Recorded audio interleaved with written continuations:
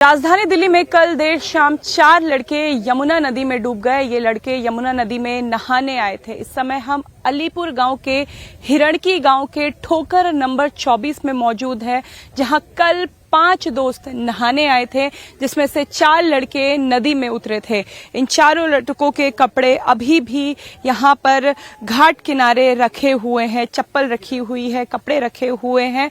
दरअसल 5 दोस्तों ने डिसाइड किया था कि वो शाम को नदी किनारे आएंगे, लेकिन वो कीचड़ के रास्ते आए तो उनके कपड़े गंदे हो गए। उन्होंने खुद को साफ करने के लिए नदी में नहाने का प्लान बनाया, जिसमें से एक दोस्त ने मना कर दिया, लेकिन 4 दोस्त इसी यमुना नदी में नीचे उतर गए। चारों दोस्तों ने एक दूसरे के हाथ पकड़े और पत्थर के सहारे से इस नदी में वो उतरे। अभी फिलहाल नदी का पानी कम है, लेकिन कल देर शाम बारिश के बाद यहाँ पे 3 फुट पानी बढ़ा हुआ था। यमुना नदी का बहाव बहुत ज्यादा था।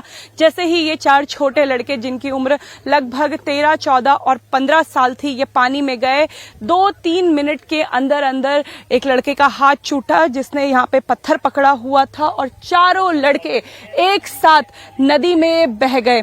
5वें दोस्त ने, जो कि यहीं पे खड़ा था जहां पे इस समय हम मौजूद हैं, मदद के लिए गुहार लगाई, लेकिन आसपास यहां पर कोई मौजूद नहीं था, क्योंकि ये एक ऐसा इलाका है जहां पे खेती होती है और केवल किसान यहां पे आते हैं। आम लोगों का आना जाना यहां पर नहीं होता है।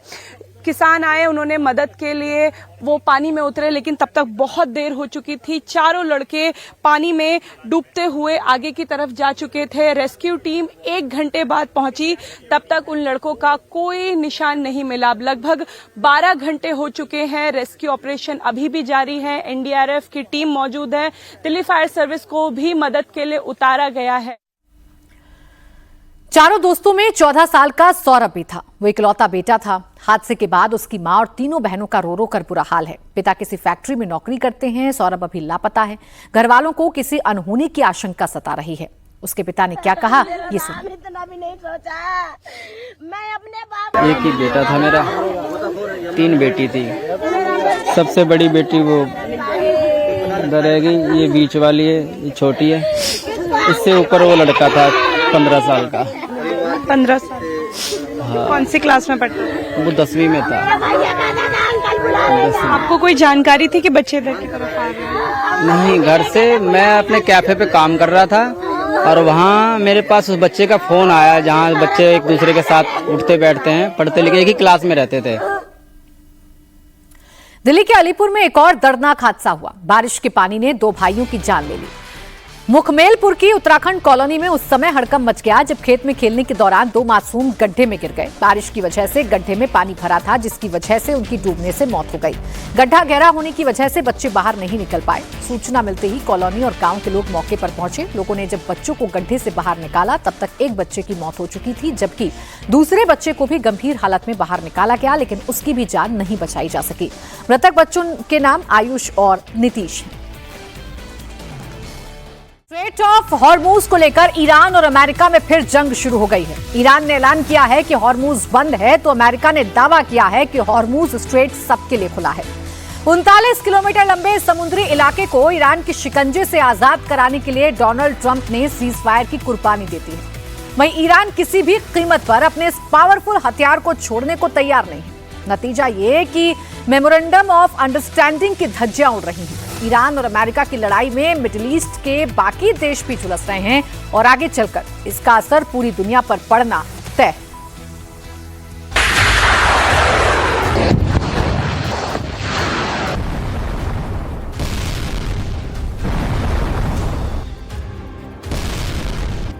बम, गोले, मिसाइल्स,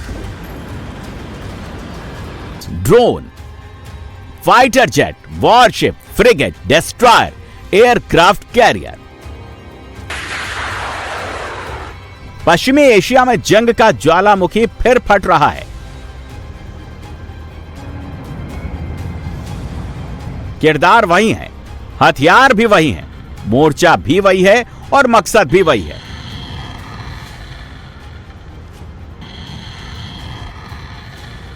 ईरान और अमेरिका के बीच हुआ 14 पॉइंट का मेमोरेंडम एक बार फिर से 39 किलोमीटर चौड़ी समुद्री पट्टी में डूब गया और इस MOU के टुकड़े तेहरान, बुशर, चाबहार, सिरिक और खार्ग में उड़ते दिख रहे हैं। अभी मेमोरेंडम की स्याही भी नहीं सूखी थी। अभी ईरान के सदर मसूद पेजेश्कियां और मरहूम आका सैयद अली खामेनी को दफन करने का सोग मनाकर फारिग भी नहीं हुए थे और ईरान पर शोलों की बारिश हो गई।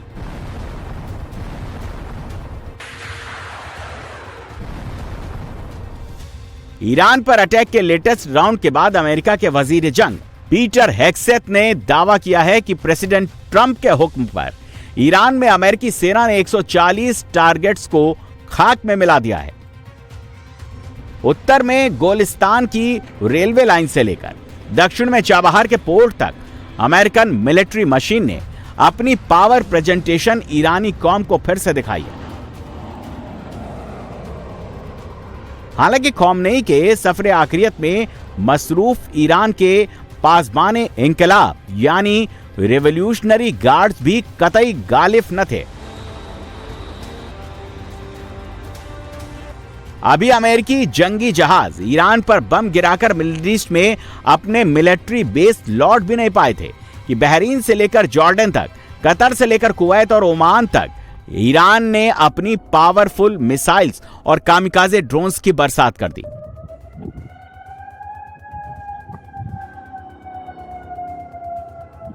ईरानी रेवोल्यूशनरी गार्ड्स ने मिडिल ईस्ट में अपने पावर प्रोजेक्शन की जो तस्वीर बनाई, उसकी जद में आकर जॉर्डन के अजरा के मुवक्कफिल साल्ती एयरबेस से लेकर ओमान के दुख बंदरगाह में बेस्ड अमेरिकी सेना के अड्डों तक का रंग स्याह हो चुका था। वार और पलटवार के ताजा दौर के बाद एक बात तो बिल्कुल क्लियर है कि जिस सीजफायर से दुनिया ने राहत की सांस ली थी, उसके चीथड़े उड़ चुके हैं। MOU की जिन शर्तों से तेल और गैस की सप्लाई नॉर्मल होने की उम्मीद जगी थी, वो फारस की खाड़ी और गल्फ ऑफ ओमान के बीच कहीं दफन हो चुके हैं। अमेरिका और ईरान ने संयुक्त रूप से उसका फातिया पढ़ दिया है। सवाल यह है कि 60 दिनों का सीजफायर था, जब आगे की बातचीत हो ही रही थी, तो युद्ध विराम क्यों टूटा? मिडिल ईस्ट फिर क्यों दहकने लगा? उसका जिम्मेदार कौन है? ईरान और अमेरिका के बीच लेटेस्ट राउंड की लड़ाई तब शुरू हुई जब पिछले हफ्ते ईरान ने स्ट्रेट ऑफ हॉर्मुज से गुजर रहे 3 कमर्शियल शिप्स पर एक ही दिन में हमले कर दिए। ऐसा पहली बार हुआ था जब ईरान ने स्ट्रेट ऑफ हॉर्मुज में एक ही दिन में 3 जहाजों को टारगेट किया। इसके जवाब में अमेरिकी सेना ने साउथ ईरान में खार्ग, केशाम और सिरिक आइलैंड पर बम बरसाए। चूंकि स्ट्रेट ऑफ हॉर्मुज दुनिया में तेल, गैस और दूसरे पेट्रोकेमिकल प्रोडक्ट की सप्लाई का चेक पॉइंट है, इसीलिए ईरान ने इस कमजोर नस को दबाया, तो अमेरिका की तरफ से भी तीखा रिएक्शन आया। ईरान से डील करने वाले वाइस प्रेसिडेंट जेडी वेंस ने कहा कि हॉर्मुज का खुला रहना जरूरी है, क्योंकि तभी अमेरिकी जनता को तेल और गैस सस्ते मिलेंगे। इसके लिए प्रेसिडेंट ट्रंप कुछ भी करने को तैयार है। उधर ईरान की तरफ से संसद के स्पीकर मोहम्मद बागेर गालिबफ ने भी MOU की शर्तों का हवाला देकर कहा कि स्ट्रेट ऑफ हॉर्मुज जो ईरान की है, ईरान की रहेगी, और कह दिया कि अमेरिकी हमलों की वजह से स्ट्रेट ऑफ हॉर्मुज बंद की जाती है।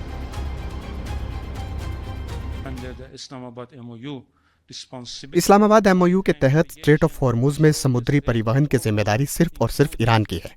इसमें हॉर्मुज को खोलना और यहाँ बिछाई गई बारूदी सुरंगों को हटाना भी शामिल है। किसी बाहरी ताकत का इस क्षेत्र में दखल देना, कोई दूसरा रास्ता खोलना MOU लागू करने की शर्तों के बिल्कुल खिलाफ है। इससे हॉर्मुज से कारोबारी जहाजों की आवाजाही में दिक्कत आती है, समुद्री परिवहन की सुरक्षा बाधित होती है। ईरान समझौते की शर्तों को लागू करने के लिए तैयार है, बशर्ते अमेरिका पूरी ईमानदारी से अपनी जिम्मेदारियों का पालन करे। लेकिन अगर अमेरिका इसी तरह MOU की शर्तों का वायोलेशन जारी रखता है, तो फिर ईरान भी समझौते की शर्तों का पालन नहीं करेगा। अमेरिका और ईरान के बीच लेटेस्ट राउंड की जड़ में 14 पॉइंट के MOU का पॉइंट नंबर 5 है। इसका इंटरप्रिटेशन अमेरिका और ईरान दोनों अलग अलग कर रहे हैं। हालांकि मिडिल ईस्ट के जानकारों का कहना है कि ईरान और अमेरिका की ताजा झड़प का असली रिमोट कंट्रोल तो इजराइल के प्राइम मिनिस्टर बेंजामिन नेतन्याहू के पास है, जो किसी भी कीमत पर अमेरिका और ईरान के बीच समझौता नहीं होने देना चाहते। इसीलिए यह लड़ाई लंबी चलेगी। इस लड़ाई का अंत नहीं होने वाला है। अब बड़ी तस्वीर समझिए। इजराइल अमेरिका को फुल स्केल वॉर की तरफ ले जाना चाहता है। यही वजह है कि ईरान के दूसरे शहरों पर इजरायली हमलों की खबरें आ रही हैं। चर्चा ईरान पर हमले तेज करने की भी हो रही है, ताकि ईरान में फुल स्केल वॉर फिर से शुरू हो जाए, क्योंकि इजराइल के दो बड़े मकसद अभी पूरे नहीं हुए हैं। एक तो वो ईरान को रीजनल पावर नहीं रहने देना चाहता, और दूसरे वो स्ट्रेट ऑफ हॉर्मूज को पूरी तरह ब्लॉक रखना चाहता है। ये दोनों मकसद पूरे होने में वक्त लगेगा।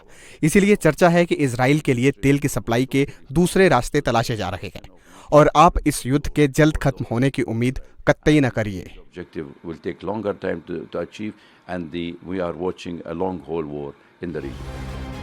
ये समझौता होने के बाद से ही अमेरिका में हार्डलाइनर और इजराइल समर्थक आरोप लगा रहे थे कि ट्रंप ने ईरान के आगे सरेंडर कर दिया। इसीलिए इजराइल लॉबी अमेरिकी प्रेसिडेंट को लगातार ईरान पर हमले के लिए उकसा रही थी।